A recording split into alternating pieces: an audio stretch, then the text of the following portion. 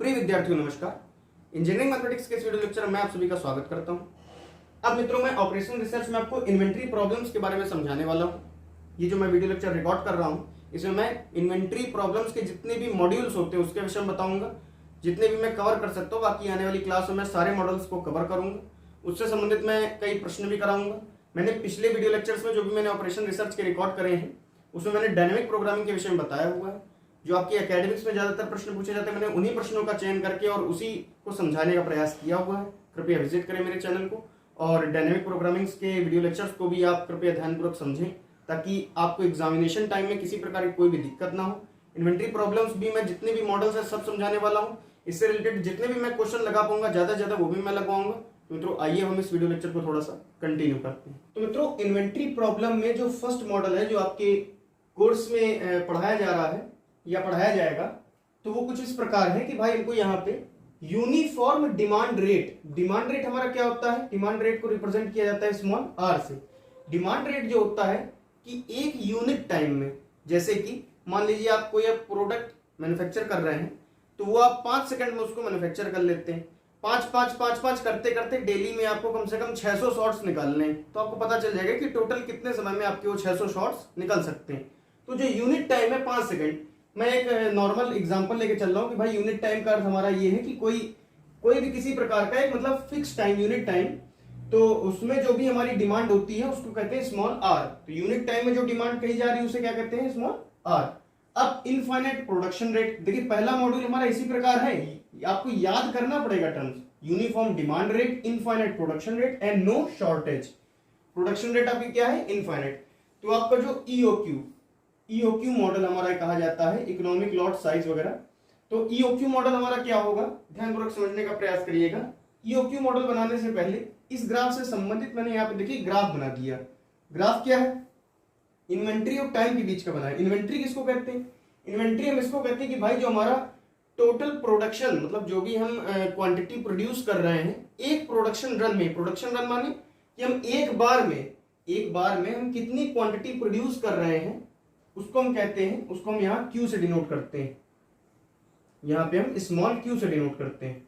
तो small q और t के बीच का जो मेरा ग्राफ बन रहा है वो देखिए कुछ इस प्रकार बन रहा है। भाई यहां से लेकर के यहां तक का टाइम भी हमको स्मॉल t दे दिया गया है, यहां से लेकर के यहां तक का टाइम भी हमको स्मॉल t, यहां से लेकर के यहां तक का टाइम भी स्मॉल t, ये हमारा चलता रहेगा। अब इसके बाद मैं आपको ये बताना चाहूंगा कि मित्रों, जो आपका एक प्रोडक्शन रन है, वन प्रोडक्शन रन, वो देखिए कुछ इस प्रकार हमारा यहाँ पे ग्राफ शो करेगा। सेकंड प्रोडक्शन रन कुछ इस प्रकार हमारा ग्राफ शो करेगा।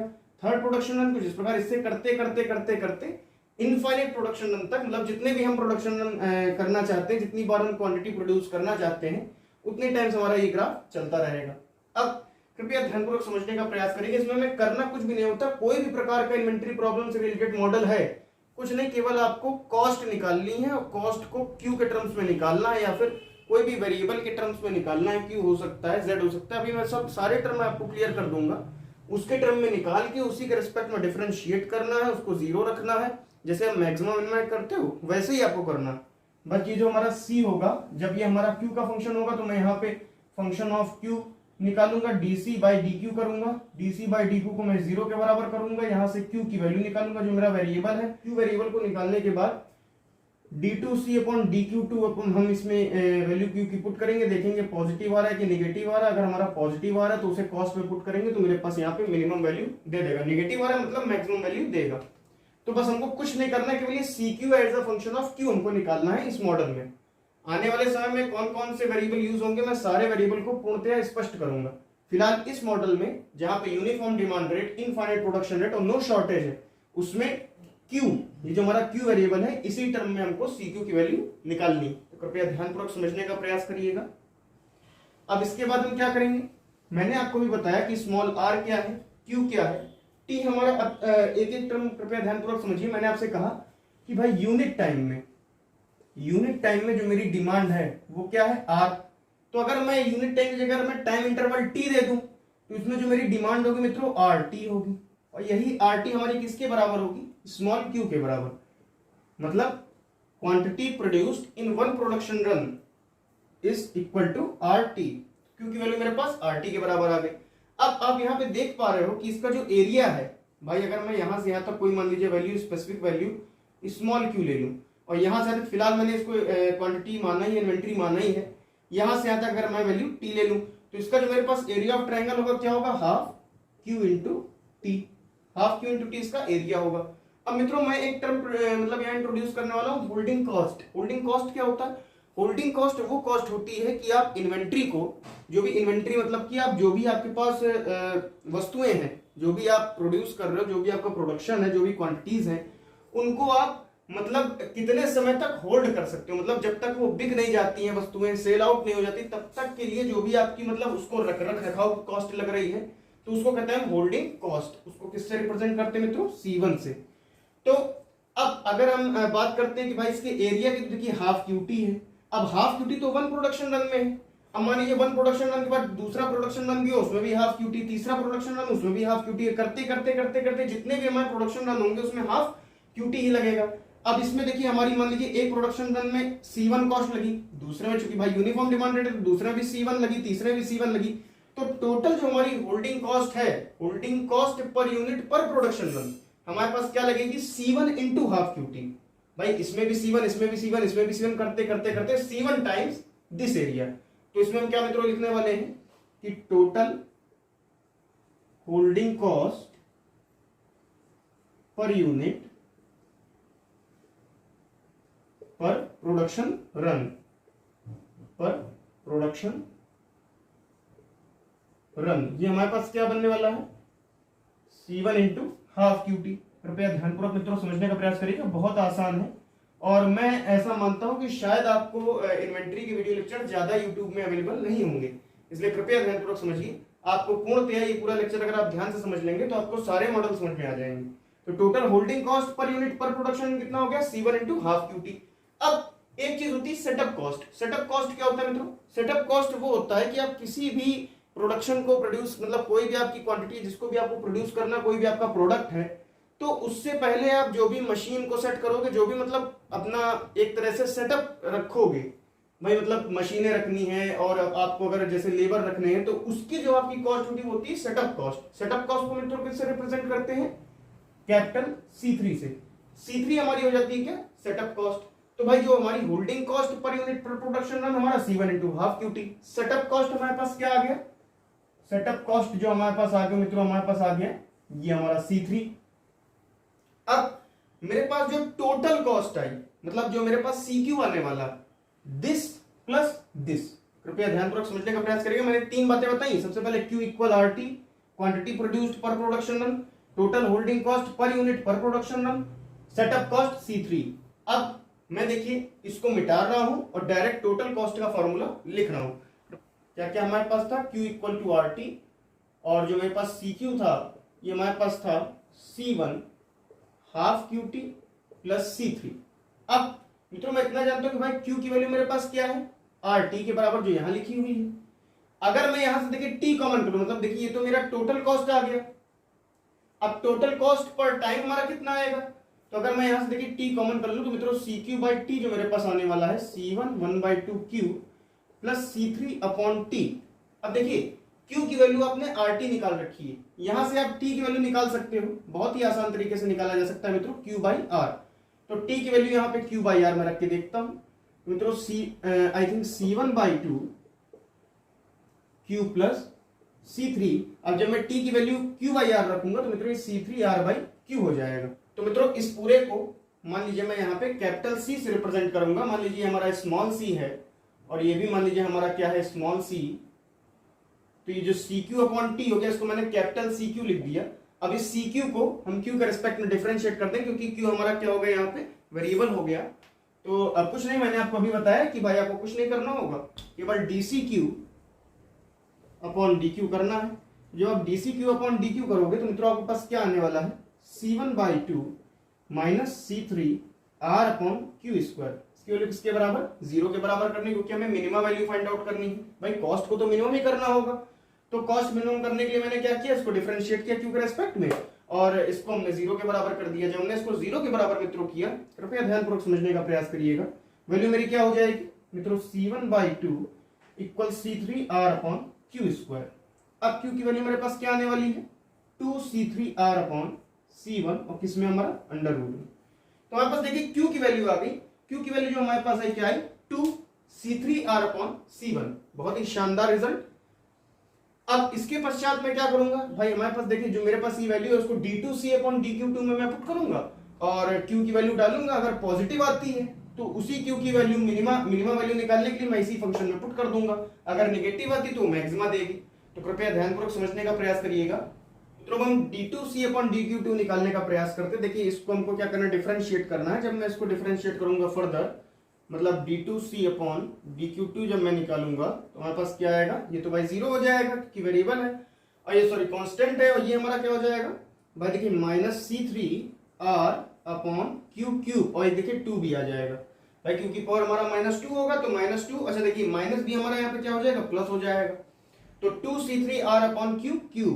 अब QQ हमारे पास आ गया। अच्छा एक चीज से और पता चली कि भाई देखिए ये तो मेरा अंडर रूट में है, अगर मैं इसकी वैल्यू यहाँ पे रख दूंगा तो डेफिनेटली मेरे पास ये पूरी वैल्यू क्या आने वाली, पॉजिटिव आने वाली। पॉजिटिव आने वाली इसका मतलब ये जो मेरे पास Q की वैल्यू आई है मेरे पास मिनिमा कंडीशन की आई। और मिनिमा कंडीशन की इसका मतलब हमारे पास क्या होगा, अगर मैं इस Q को यहाँ CQ की जगह रख दूंगा then I will get the appropriate minimum cost. तो मिनिमम कॉस्ट हमारे पास कैसे आएगी, कृपया ध्यानपूर्वक समझने का प्रयास करिएगा। कैपिटल CQ जो मेरे पास आ गया मित्रों, ये ध्यानपूर्वक समझने का प्रयास करिएगा। जो मेरे पास ये वैल्यू है भाई, T को भी मैंने यहाँ पे चेंज किया था ना, C1 Q की जगह हम क्या रख रहे हैं C1/2 2C3R upon C1 plus हमारे पास क्या आएगा मित्रों C3R upon Q।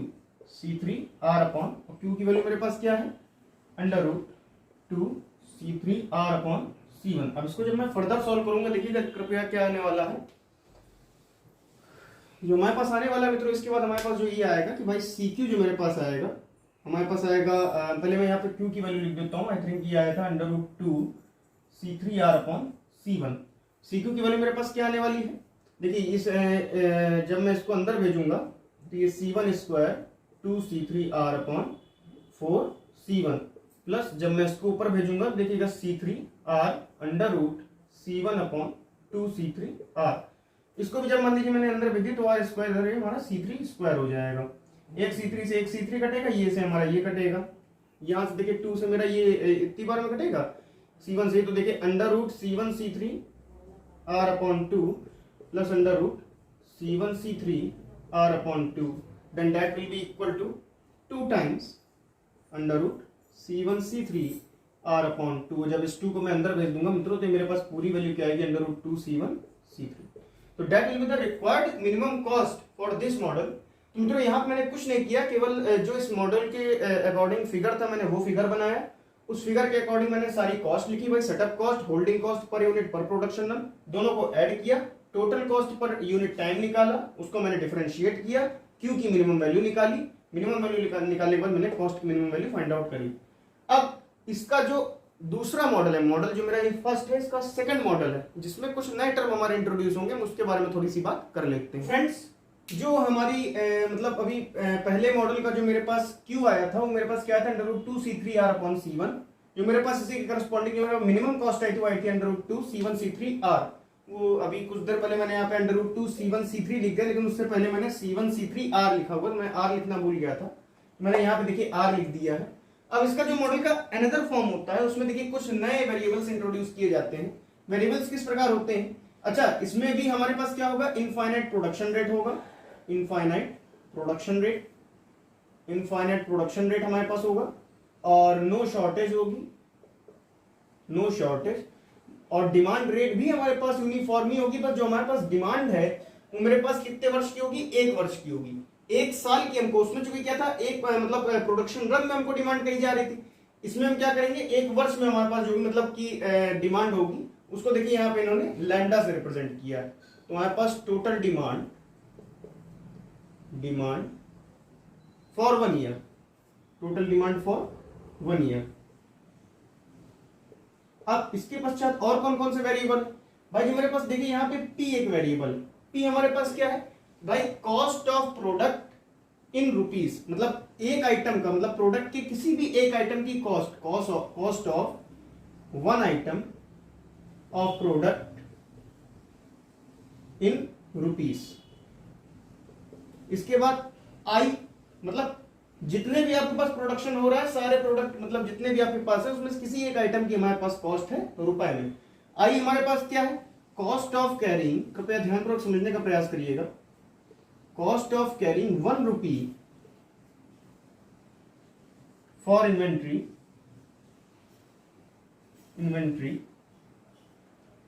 Through 1 year, मतलब 1 साल तक इन्वेंट्री को 1 रुपया कैरी करने की कॉस्ट जो हमारे पास है, मतलब मैं 1 रुपए मतलब कैरी कर रहा हूं 1 साल के लिए अपनी किसी भी प्रोडक्ट के लिए।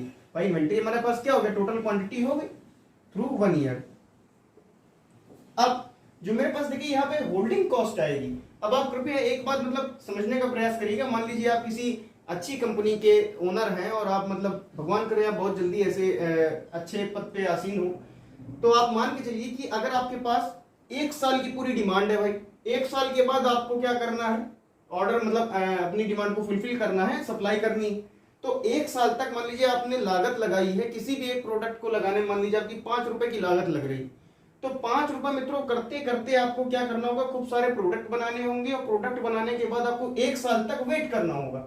तो आपका जो भी पैसा हुआ, जो आपका मतलब प्रोडक्ट बनाने में लगा और जो भी आपके मतलब एक प्रोडक्ट को बनाने में जो आपकी कॉस्ट लगी और 1 साल तक जो आप उसको रख रखाव में पैसा खर्च कर रहे हो, तो वो पूरी आपकी क्या कही जाएगी, होल्डिंग कॉस्ट। मतलब this will be the multiple of I and P. इसके पश्चात जो आपके पास देखिए डिमांड है, हमारे पास क्या है, लैम्डा है। अब C1 की वैल्यू तो मैंने IP निकाल ली। अब एक बात आप और कृपया ध्यानपूर्वक समझने का प्रयास करिएगा। जब मैंने इससे पिछले वाले मॉडल में चर्चा करी थी तो उसमें मैंने देखिए इस प्रकार का मैंने यहाँ पे कर्व बनाया था। देखिए इस प्रकार मैंने यहाँ पे ट्रायंगल बनाए थे। अब ट्रायंगल बनाए थे और मैंने इन्वेंट्री और टाइम के बीच का मैंने क्या किया था, ग्राफ ड्रॉ किया था। भाई इन्वेंट्री और टाइम के बीच का मैंने यहाँ पे ग्राफ ड्रॉ किया था।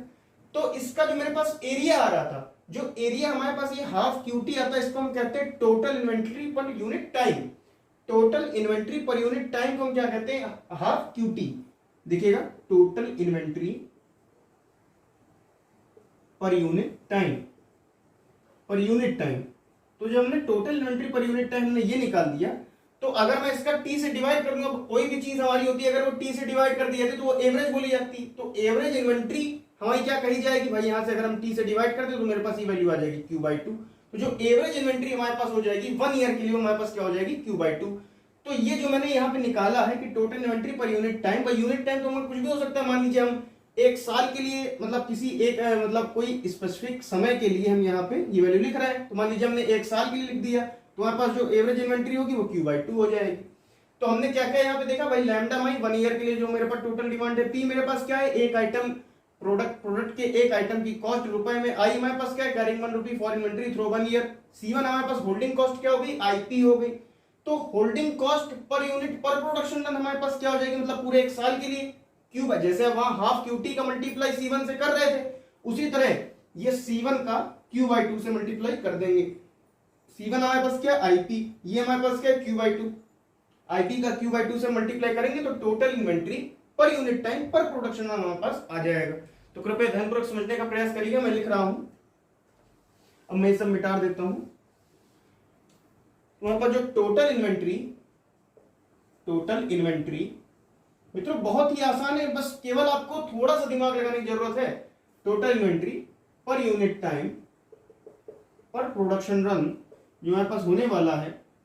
अब मैं चाहता तो यहाँ पे लिख देता, उसको मैं इसे पढ़ देता, चाहता तो मैं ऐसा कर सकता था, लेकिन मुझे समझाना ज्यादा बेनिफिशियल लगा। कृपया ध्यानपूर्वक समझने का प्रयास करिएगा। Total inventory per unit time पर प्रोडक्शन रन क्या हमारे पास ये आ जाएगा, Q/2 इंटू IP। अब एक चीज मैं आपको और बताने का प्रयास कर रहा हूं, भाई जो मेरे पास स्मॉल q हुआ करता था, स्मॉल q हमारे पास क्या हुआ करता था, भाई quantity produced per production run, quantity produce पर प्रोडक्शन रन। अब मान लीजिए एक प्रोडक्शन रन में आपके पास q क्वांटिटी प्रोड्यूस होती है और आपके पास डिमांड है टोटल 1 ईयर की, तो आप कितनी बार प्रोडक्शन करोगे। जैसे मान लीजिए कि आपके पास जो डिमांड है भाई वो 600 प्रोडक्ट की है। अगर आपको 600 प्रोडक्ट मैन्युफैक्चर करने हैं, आपको ये पता है कि भाई एक प्रोडक्ट के मैन्युफैक्चर में हमको 5 सेकंड लग रहे हैं। भाई एक प्रोडक्ट हमने बनाया, उसको मैन्युफैक्चर करने में हमको 5 सेकंड लग रहे हैं, हमें 600 प्रोडक्ट बनाने हैं। तो हम कितनी बार हम साइकिल चलाएंगे, या फिर यूं कह लीजिए कि भाई एक सेकंड में 5 प्रोडक्ट निकल रहे हैं। ये बहुत ही बेस्ट एग्जांपल है।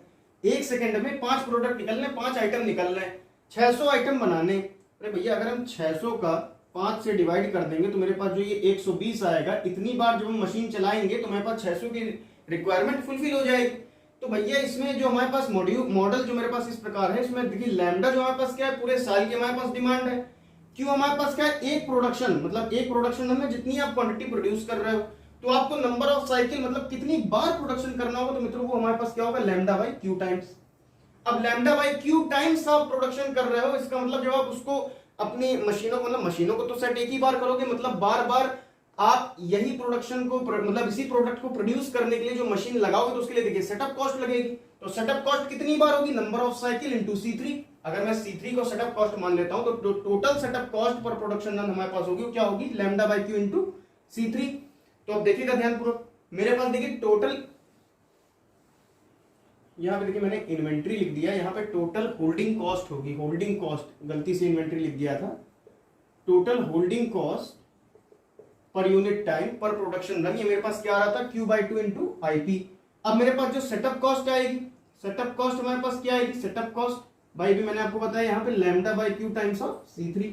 टोटल कॉस्ट मेरे पास क्या आएगी मित्रों, कुछ नहीं, टोटल कॉस्ट जो मेरे पास स्मॉल CQ हमारे पास आती है, मेरे पास आती है Q/2 IP। भाई यहाँ देखिए T कहीं है नहीं, इसलिए मैं कैपिटल CQ लेके चल रहा हूँ, Q/2 IP plus lambda by Q times of C3। अब कुछ नहीं करना है, केवल आपको Q के रेस्पेक्ट में डिफरेंशिएट करके और वैल्यू आपको Q की निकाल के यहाँ पे आपको पुट कर देनी है टोटल कॉस्ट में, तो मिनिमम वैल्यू आपकी कॉस्ट की आ जाएगी। कैसे आप पुट करेंगे, कृपया ध्यानपूर्वक समझने का प्रयास करिएगा। भाई अगर मैं यहाँ पे देखिए DCQ अपन मैं यहाँ पे DQ कर दूं, मेरे पास क्या आने वाली, half IP plus I think sorry minus lambda C3 upon Q square. Value किसके बराबर आएगी, मेरे पास 0 के बराबर आएगी। जब ये वैल्यू मेरे पास 0 के बराबर आएगी, इसके बाद होगा स्टेप हमारा क्या होगा, तो भैया हम यहाँ क्या करेंगे कि भाई ये IP/2 को lambda C3 upon Q square के बराबर रखेंगे, तो मेरे पास जो Q की वैल्यू आएगी 2 लैम्डा C3 अपॉन IP, और किसमें हमारे पास आएगा, अंडर रूट में आएगा। तो हमारे पास जो Q की वैल्यू आ गई मित्रों 2 लैम्डा C3 अपॉन IP आ गई। अब इसी को जब आप यहाँ पे स्मॉल CQ में पुट कर देंगे Q की value, then you will get appropriate minimum cost for this model. तो मित्रों जो बाकी के हमारे पास मॉडल है, अभी मैं सारे इन्वेंट्री के मॉडल्स को इंट्रोड्यूस करूंगा आने वाले वीडियो लेक्चर्स में। मॉड्यूल 2 मॉड्यूल 3 करते करते मैं जनरली तो आपके पास एकेडमिक एग्जाम में 4 ही मॉडल पूछे जाते हैं, लेकिन मैं प्रयास करूंगा कि 6 मॉडल मैं कवर कर दूं और इसके रिस्पेक्ट में मैं आपको क्वेश्चन भी करा दूं।